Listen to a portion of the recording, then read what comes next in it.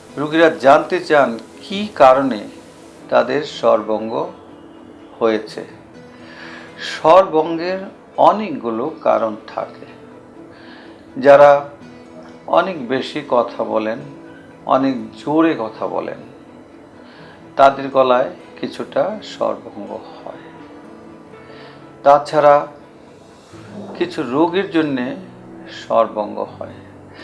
সাধারণ যদি খুব বেশি আপনার ঠান্ডা লাগে, কমন কোল্ড, সেখান থেকেও মানুষের স্বরভঙ্গ হয়। এগুলি খুব লম্বা সময় স্থায়ী হয় না।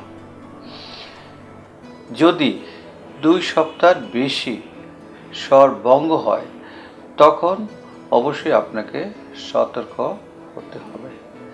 এই স্বর কিভাবে তৈরি হয়? আমাদের যে কণ্ঠনালী, যেটাকে আমরা বলি লেরিংস বা স্বর যন্ত্র, যেখান থেকে স্বর বা সাউন্ড তৈরি হয়, এর মধ্যে দুটো খুব সূক্ষ্ম তারের মতো যন্ত্র থাকে। একে বলি আমরা ভোকাল কর্ড। এই ভোকাল কর্ডের যে ভাইব্রেশন, সেই ভাইব্রেশনের মাধ্যমে সাউন্ড হয়, এটা বলে ফোনেশন। সেই সাউন্ডটাই আলটিমেটলি আমার যে গলার উপর দিয়ে, আমার মুখের মধ্যে দিয়ে এসে যে আর্টিকুলেশনের মাধ্যমে একটা শব্দ বা বাক্যে তৈরি হয়। তাহলে প্রথম আমার যে স্বর উৎপাদন বা production of sound is very important. অনেকের আছে ভোকাল কর্ড একটা বা দুইটা প্যারালাইসিস হয়ে যায়। যদি একটা প্যারালাইসিস হয়ে যায়, তখন তারা বেশিরভাগ ক্ষেত্রে স্বরভঙ্গ নিয়ে আসে।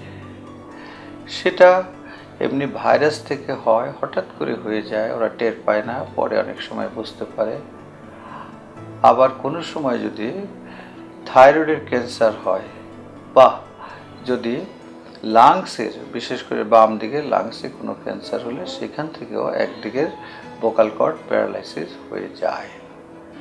অনেক সময় হঠাৎ করে বা ভাইরাসের কারণে তার স্বরভঙ্গ হয়ে যায়। এটা দুইটা ভোকাল কর্ড যদি অবশ হয়ে যায় বা প্যারালাইসিস হয়ে যায়, সেই ক্ষেত্রে শুধু স্বরের প্রবলেম হয় না, সেই ক্ষেত্রে তার শ্বাসেরও কষ্ট হয়।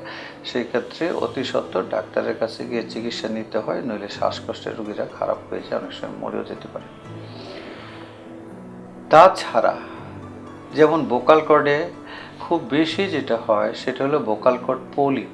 খুব ছোট দেখতে। একটা ভোকাল কর্ডে যদি পলিপ হয়, তখন তাদের যে ভাইব্রেশন, সেই ভাইব্রেশন বা দুইটা ভোকাল কর্ড একসাথে মিলে যেই শব্দ উৎপাদন করে, তারা একসাথে মিলতে পারে না, মাঝখান দিয়ে বাতাস লিক হয়ে যায়, তখন তাদের স্বর ভালো হয় না। কিছু আছে নডিউল, ছোট ছোট খুব সরিষার দানা বা তার চেয়ে একটু বড় ধরনের কিছু নডুলের মতো হয়, চাকার মতো হয়, সেগুলোর কারণে মানুষের গলার স্বর ভঙ্গ হয়। তাছাড়া আরেকটা যেটা কমন সবচেয়ে বেশি, সেটা হলো কি ভোকাল কর্ডের ক্যান্সার বা লেরিংসের ক্যান্সার, কণ্ঠনালীর ক্যান্সার। সেটা সেই স্বরভঙ্গের একটা বৈশিষ্ট্য আছে, যেমন এটা সহজে ছাড়বে না, আস্তে আস্তে বাড়বে এবং গলার স্বর যেরকম ছিল ক্রমাগত খারাপ হতে থাকবে, এবং একটা সময় সেটা যখন আরও বড় হয়ে যাবে, তখন কিছুটা শ্বাসের কষ্ট হতে পারে, খাওয়ারও কষ্ট হতে পারে। তাহলে সেক্ষেত্রে আপনি কি করবেন? ঠান্ডা সর্দি এগুলি হলে অনেকটা রোগীরা বুঝতে পারে, সেই চিকিৎসা নিলে 1 থেকে 2 সপ্তাহের মধ্যে তারা ভালো হয়ে যান। কিন্তু যদি পেপিলোমা, যদি পলিপ, নডুল হয়, সেগুলো সহজে ছাড়ে না। আর ক্যান্সার হলে তো সেটা আস্তে আস্তে বাড়তেই থাকবে। যখন চিকিৎসকের কাছে গেলে অত্যাধুনিক পরীক্ষা আমরা করার সুযোগ পাই, সেটা হলো ফাইবার অপটিক লেরিঙ্গোস্কোপি, এটাকে বলে FOL। এটা করলে সেই ভোকাল কর্ডকে খুব ভালোভাবে দেখা যায়, সেটা নড়ে কিনা, সেটার কোনো অংশে কোনো পলিপ, কোনো নডিউল বা কোনো ক্যান্সার হয়েছে কিনা সেই জিনিসটা দেখি অনেকটা বোঝা যায়। যদি আমরা দেখি ক্যান্সার, তাহলে অবশ্যই আমরা বায়োপসির কথা বলি।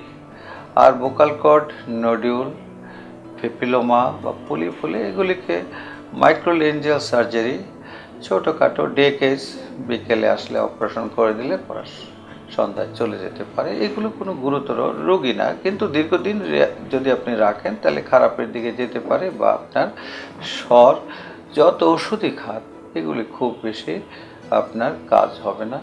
পলিপ হলে ভয়েস রেস্ট দিলেও খুব বেশি আপনার কাজে আসবে না।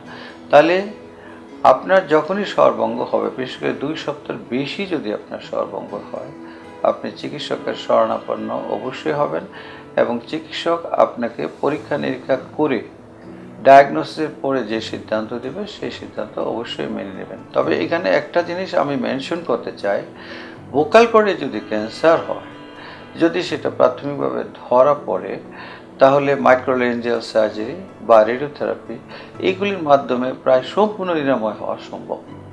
সেজন্য ভোকাল কর্ডের ক্যান্সার কিন্তু অত জটিল না। কিন্তু আমাদের রোগীরা যেটা করছে, তারা চিকিৎসা নিতে ভয় পাচ্ছে।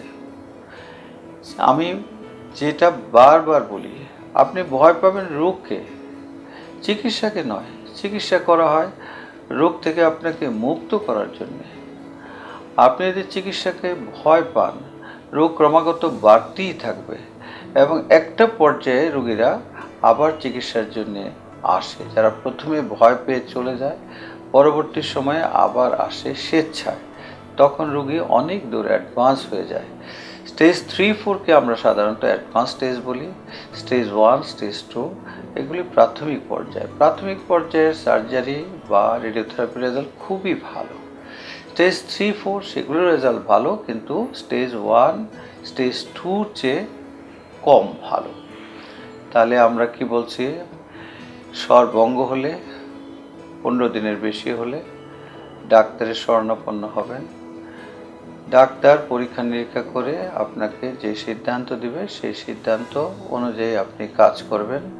এবং এই ধরনের চিকিৎসা, এগুলি খুব সাধারণ চিকিৎসা। এগুলি আমাদের এই দেশে সরকারি বেসরকারি সব জায়গায় প্রতিদিনই প্রচুর পরিমাণে এই ধরনের চিকিৎসা অত্যন্ত দক্ষতা এবং সাফল্যের সাথে হচ্ছে।